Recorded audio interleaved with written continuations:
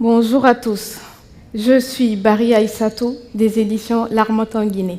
Aïssatou de l'Harmattan, comme certains aiment bien m'appeler. Si vous connaissez le plus grand événement culturel de la Guinée, si vous y avez participé durant ces 3 dernières années, c'est que vous avez dû me voir courir dans tous les sens, comme mon cher ami Nicolas lorsqu'il est en train d'installer ses lumières. Aussi loin que je m'en souvienne, j'ai toujours lu. Pour moi, la vie ne se conçoit pas sans la littérature, sans la lecture de bons romans. Mais ce n'est pas pour ça que j'ai toujours rêvé de travailler dans le livre. Quand j'étais toute petite, je rêvais de devenir avocate ou journaliste parce que je les trouvais toujours bien jolies, bien chic dans leur tenue de travail. Je voulais donc les ressembler. Lorsque j'ai terminé ma licence professionnelle en communication d'entreprise à l'ISIC de Kountia, j'ai tout de suite commencé à chercher des stages en agence de communication parce que je voulais faire la pratique de tout ce qu'on nous a dit à l'école sur les stratégies, les plans de communication, le métier de chargé de communication. C'est tellement passionnant qu'on se dit, dès qu'on sort, moi je vais direct en agence, je commence à travailler. J'ai donc commencé en agence, j'y ai fait quelque temps. Ensuite, je suis partie en banque, aussi dans le département communication, histoire de voir comment ça marche dans d'autres domaines. Vers la fin de mes stages, en 2016, j'entends parler, comme beaucoup d'entre vous ici, de la désignation de Conakry comme capitale mondiale du livre. Capitale mondiale du livre, qu'est-ce que c'est ? J'ai une grande sœur qui aime souvent dire que lorsque tu ne connais pas quelque chose, Google est ton ami. Je vais donc sur Internet, je cherche, et c'est là que je vois que pendant chaque année, toutes les villes du monde entier déposent des candidatures auprès de l'UNESCO pour avoir le label pendant l'année suivante. Comprenez donc ma surprise de savoir que Conakry, qui vient de sortir de la période Ebola, Conakry, où il y a pratiquement tout à refaire, a présenté le meilleur dossier devant toutes les autres villes.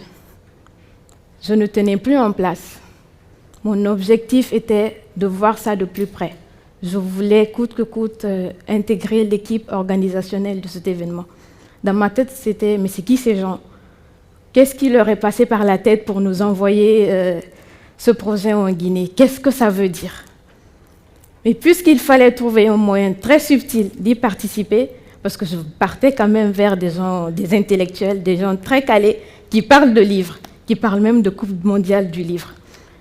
J'étais à la phase de rédaction de mon mémoire, j'ai tout changé, j'ai ramené le thème de mémoire sur le livre et sur le projet. J'ai donc fait une demande formelle, j'ai adressé à la direction, au commissariat général, et j'ai été acceptée. Je ne vous cache pas que les débuts, c'était une catastrophe. J'avais peur. Je venais dans un univers tout nouveau pour moi. Je ne connaissais en rien ce qui se passait. Il y avait sans cesse du mouvement autour. J'étais en face des jeunes fraîchement venus d'Europe, de l'Amérique, de l'Afrique, et des jeunes fraîchement sortis de l'université ici comme moi, qui sont tous venus apporter leur contribution à ce projet. Je me rappelle encore le commissaire général, les rares fois qu'on se croisait au début, il me disait toujours « Mais toi, tu es où? On ne te voit pas, on ne te voit jamais dans les activités. » J'avais peur. Ça, je le dis encore, j'avais très peur. Après, j'ai pris mon courage à deux mains. Je me suis rapprochée de l'un des vice-commissaires qui m'a tout de suite pris sous son aile, Mohamed Lamine Camara. Il m'a montré les rouages, comment ça se passe. Et je me suis très vite adaptée. Mon implication était de telle que, durant une année, je n'ai pas eu une fonction fixe. Pendant 1 an, j'ai fait de la mobilisation des médias. J'ai fait de la mobilisation des personnes ressources pour venir aux rencontres mensuelles et hebdomadaires autour du projet. J'ai organisé des dédicaces, des expositions de vente de livres dans les écoles et dans les quartiers. Travailler dans ce projet, ça a été l'une des plus grandes et belles expériences de ma vie. Nous étions une dizaine de stagiaires, mais j'ai fait en sorte que sur les 10 personnes, Lorsqu'on doit prendre une personne pour partir en réunion avec le commissaire général ou le vice-commissaire, que cette personne soit moi.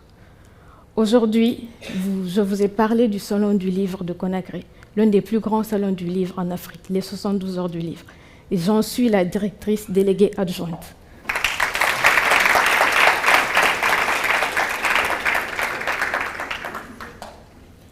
Aujourd'hui encore, je travaille dans la plus grande maison d'édition de la Guinée, qui contribue à son rayonnement sur le plan culturel. Avant de l'intégrer, j'ignorais tout de l'évolution de la littérature guinéenne. Mes connaissances se limitaient, tout autant que vous, aux auteurs de la littérature classique que nous connaissons tous. J'étais très loin d'imaginer qu'il y a aujourd'hui toute une nouvelle génération d'auteurs qui est en train de donner une dimension extraordinaire à notre littérature. Ces auteurs-là, ils méritent d'être connus. Ils méritent d'être lus, ils méritent d'être respectés. Pourquoi? Parce que ce sont eux qui arrivent à transmettre au monde entier ce que nous n'arrivons pas à dire. Et c'est cela mon travail. Mon rôle quotidien aux éditions L'Harmattan, c'est de mettre la lumière sur les auteurs, susciter de l'intérêt autour de leurs livres. J'ai un très bon rapport avec ces auteurs, mes auteurs, comme j'aime affectueusement les appeler, bien que certains soient un peu jaloux, mais ce n'est pas grave, je les aime bien quand même. Travailler dans le domaine du livre, travailler avec les auteurs et les éditeurs, pour moi, c'est un privilège, parce que c'est défendre la création littéraire et intellectuelle. J'aimerais terminer par dire à mes sœurs qui sont dans cette salle ou qui me regardent à travers le direct, vous êtes exceptionnels, vous avez des parcours remarquables, vous êtes cités aujourd'hui en modèle de réussite partout en Afrique, vous avez des prix, vous recevez des distinctions de partout. Vos histoires méritent d'être racontées, vos histoires méritent d'être connues. Dans les prochains mois, je vais lancer aux éditions L'Harmattan Guinée une collection uniquement dédiée aux femmes. Mon patron aime souvent dire que tout ce qui n'est pas raconté, c'est comme si c'est oublié, et tout ce qui est oublié, c'est comme si cela n'a pas été vécu.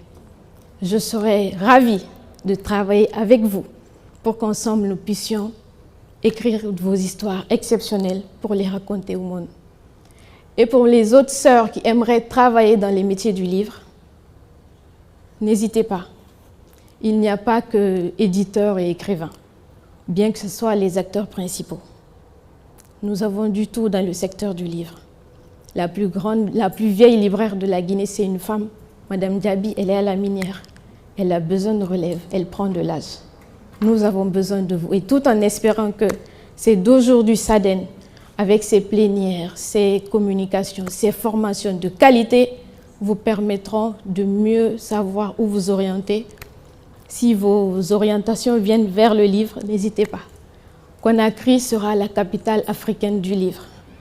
Conakry aura son école des métiers des livres. Conakry aura son imprimerie numérique. Il y aura la demande. Il y a déjà la demande. Nous avons une dizaine de maisons d'édition aujourd'hui. Faites comme moi, rejoignez les métiers du livre. Je vous remercie.